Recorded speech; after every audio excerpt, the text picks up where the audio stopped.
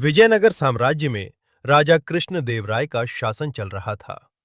उनका दरबार बुद्धिमानों, कवियों और विद्वानों से भरा रहता था। लेकिन सबसे चतुर और मजाकिया तो तेनालीराम थे। एक दिन दरबार में कुछ विदेशी व्यापारी आए। वे ऊंचे ऊंचे कपड़े पहने हुए थे।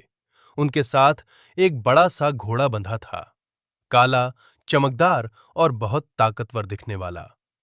व्यापारियों ने राजा को सलाम किया और बोले, महाराज, हम दूर देश से आए हैं।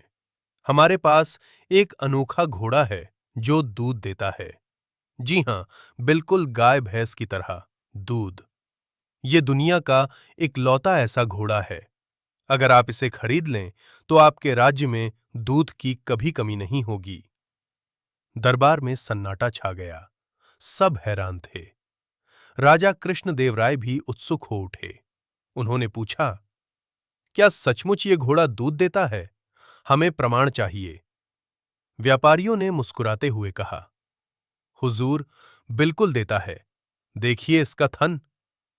उन्होंने घोड़े को आगे किया और उसके पेट के नीचे एक जला दिखाई जो थोड़ी उभरी हुई थी। वे बोले, इसे दबाओगे तो ताजा दूध निकलेगा, लेकिन अभी ये थोड़ा थका हुआ है, इसलिए कल सुबह हम आपको दूध पिलाकर दिखाएंगे। राजा को बात अच्छी लगी। उन्होंने कहा, ठीक है, अगर ये सचमुच दूध देता है तो मैं इसे बहुत ऊंची कीमत देकर खरीद लूंगा। दरबार में बैठे तेनालीराम चुपचाप सब देख सुन रहे थे। उनकी आंखों में शरारत चमक रही थी, लेकिन वे कुछ नहीं बोले। दरबार खत्म हुआ और सब अपने अपने घर चले गए। रात को तेनालीराम अपने घर में सोच रहे थे। उन्हें व्यापारियों की बात पर शक हो रहा था। वे जानते थे कि घोड़ा दूध नहीं देता। ये तो प्रकृति के खिलाफ है। निश्चय ही ये व्यापारी धोखेबाज हैं। लेकिन राजा को कैसे समझाएं? अगर सीधे सीधे कहा कि ये झूठे हैं तो राजा नाराज हो सकते थे, क्योंकि वे खुद उत्सुक थे। तेनालीराम ने एक योजना बनाई। अगली सुबह दरबार लगा। व्यापारी घोड़े को लेकर आए। उन्होंने एक बड़ा बर्तन रखा और बोले, महाराज, अब हम आपको दूध निकालकर दिखाते हैं। उन्होंने घोड़े के नीचे हाथ लगाया और दबाने की कोशिश की, लेकिन एक बूंद भी दूध नहीं निकला। वे इधर उधर देखने लगे और बहाना बनाने लगे, हुजूर, रास्ते में ये बहुत थक गया है, इसे आराम चाहिए, कल पक्का दूध निकलेगा। राजा थोड़े नाराज हुए, लेकिन फिर भी बोले, ठीक है, एक दिन और इंतजार कर लेंगे। तेनालीराम ने मौका देखकर कहा, महाराज, मुझे इन व्यापारियों की बात पर पूरा यकीन है। ये घोड़ा सचमुच दूध देता है, लेकिन एक छोटी सी बात है। सबने तेनाली की ओर देखा।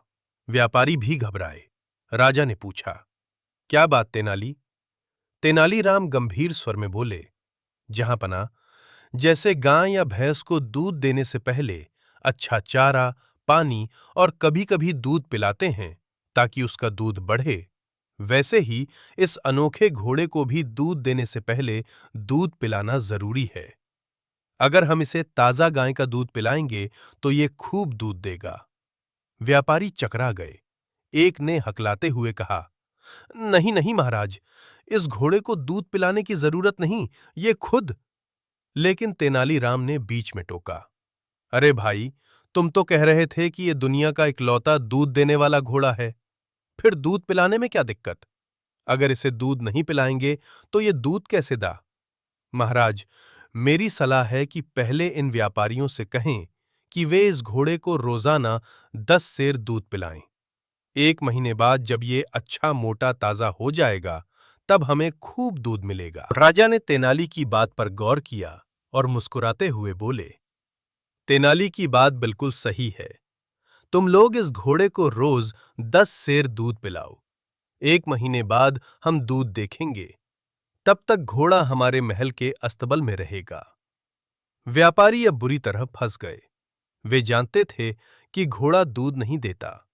अगर वे दूध पिलाते रहे तो 1 महीने में उनका सारा पैसा दूध खरीदने में खत्म हो जाता और घोड़ा कुछ नहीं देता।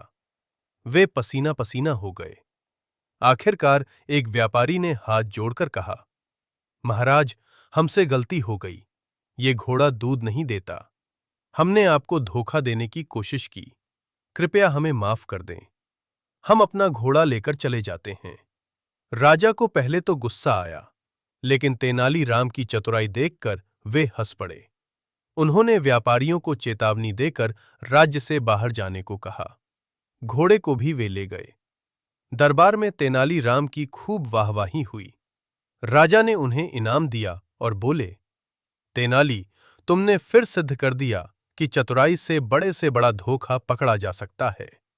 तेनालीराम ने मुस्कुराते हुए कहा, महाराज, धोखेबाजों को उनकी ही भाषा में जवाब देना पड़ता है। अगर मैं सीधे कहता कि ये झूठे हैं तो शायद आप मानते नहीं, लेकिन घोड़े को दूध पिलाने की बात सुनकर इनकी पोल खुद खुल गई। सारा दरबार हंस पड़ा। उस दिन से विजयनगर में ये कहानी मशहूर हो गई कि तेनालीराम ने धोखेबाजों को घोड़े का दूध पिलाकर सबक सिखाया।